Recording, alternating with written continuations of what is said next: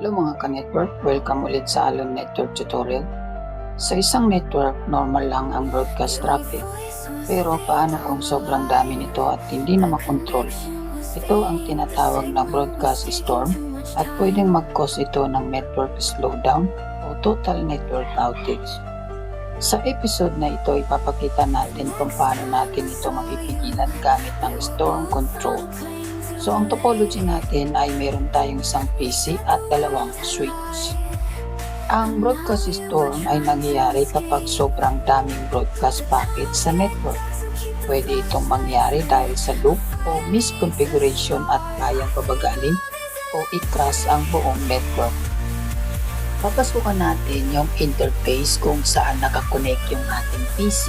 Ito, si FA03. Diyan nakakonect yung PC natin. So, lalagyan natin yan ng configuration. So we drove to the mountains when as the months rolled away. I guess that was love, even if I never kissed your face. And then, ibig sabihin nito mga idol, kapag lumagpas sa 10% ng bandwidth ang broadcast traffic, automatic itong ililimit ng switch.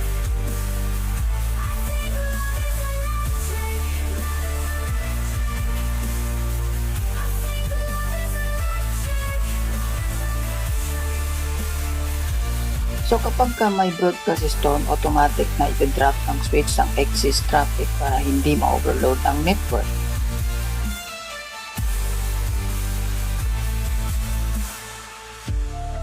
So makikita natin dito yung FA03 ay nalagyan natin to ng storm control. So ibig sabihin nito, kapag ka mag-exist dyan sa 10%, ay automatic itong pinipigilan o ita-drop ng switch ang excess traffic para hindi ma-overload ang network.